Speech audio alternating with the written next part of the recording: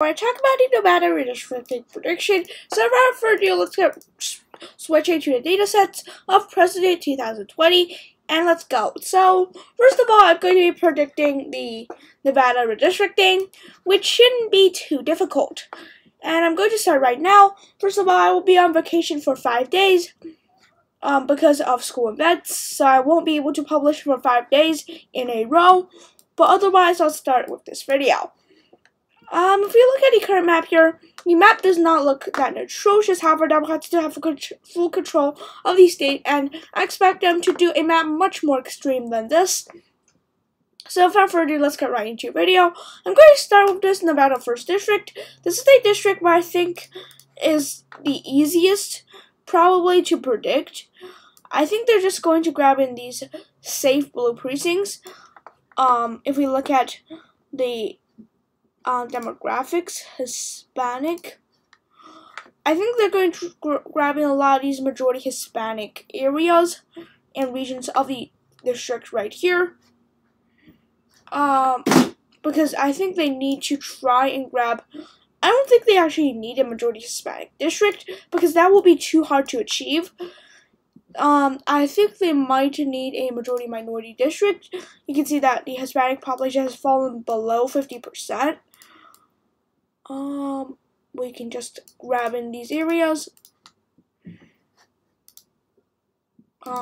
Honestly speaking, it's not going to be majority Hispanic, all minorities. So again, that means I can just go for a free-for-all.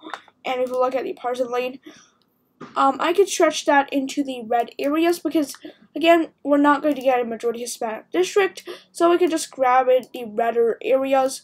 Down here, we're a little bit over that threshold, but they can absolutely just get rid of some precincts that are very blue and not Hispanic. You can see that basically every precinct is blue here. So if you look at the Hispanic regions, you can see that these areas are not so Hispanic, so we can get rid of these. Not majority Hispanic precincts, I suppose. Yeah, so this map is, I think, a little bit worse than the current map, but I'd say this map is still reasonable, considering that it does have this precinct. It is relatively compact. The 1st District, if you look at analytics, it does not split. It is relatively compact after all, and does benefit minorities as well. But if we look at the 2nd District, though, what I think they might try to do is that in the 2nd Congressional District, they're going to make it, again, the 3rd District, that is, we're going to see a district that grabs in the red areas down here that are very, very safe Republican, and then we can just see it stretching to Las Vegas, which does make the district relatively compact. After all, it is to make it more compact, so I have no problem with that as well. You can see that it probably grabs in Henderson, it probably grabs in Boulder City, and then it just grabs in the blue precincts. Here, they're going to make this about a D+5 sort of district.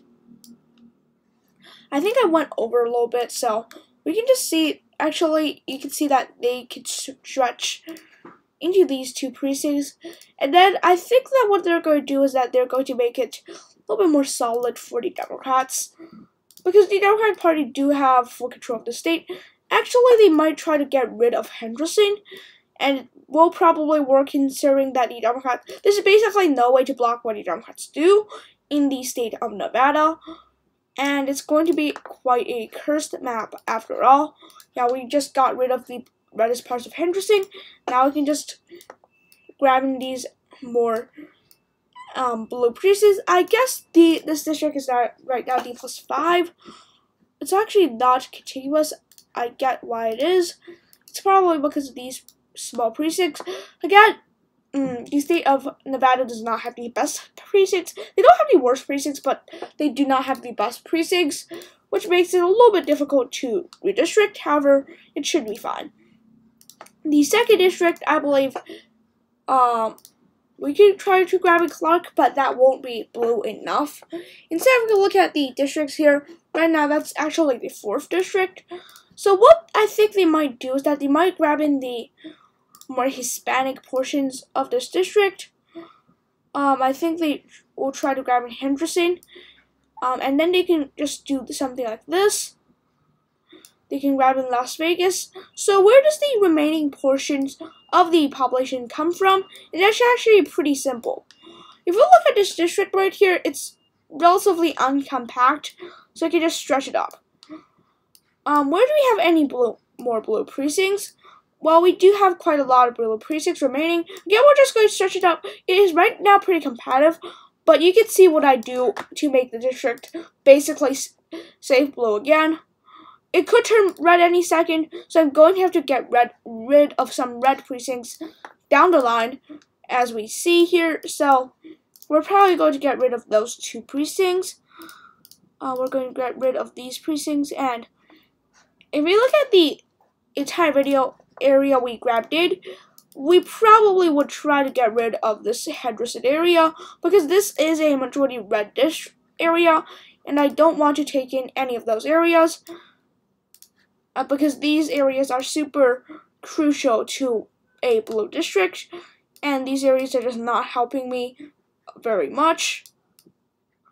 These are very red areas after all. I might try to grab in this precinct, but I think it's unnecessary regardless. We can probably just grab it out these heavy, population area, low population areas. We still have 210,000 people in this district we need to grab it, so we're going to stretch into these precincts. Now we can go to the ugly part of this district. Now it's already pretty ugly, to be honest, but they can still grab the district a little bit more ugly than this. When I mean a little bit, I mean quite a lot more ugly than this. You can see Reno right here. What they're going to do is that they're going to stretch the district all the way to Reno, and they're going to grab in the blue areas of Reno. That's 6,000 people. Again, we probably could try to consolidate the 3rd district. I'm not going to make this district perfect, but honestly speaking, I think they're going to try and consolidate the district, possibly trying to get rid of these heavy land areas, which is, again, understandable, but again, very atrociously gerrymandered.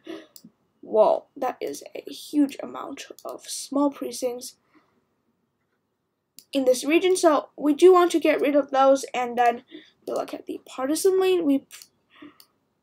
Oh no, so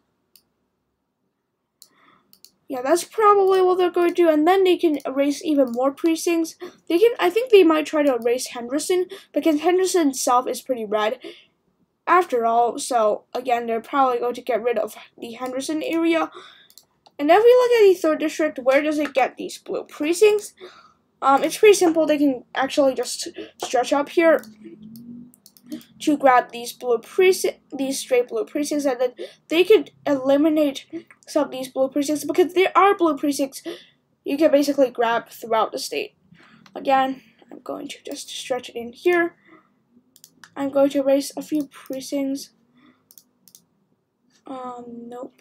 I'm going to grab in one more precinct. Alright, so that's probably what they're going to do. And then if we look at the 4th, there are ways to grab in more blue precincts. It's actually pretty simple. So we could grab in Carson City. Carson City is pretty competitive, so we could grab that in. Actually, that doesn't help, because we're already having there's still some blue precincts to waste. Again, it's not going to be perfect, but we don't want to waste any blue precincts as possible, so we would try to get rid of these precincts that are unnecessary for our district.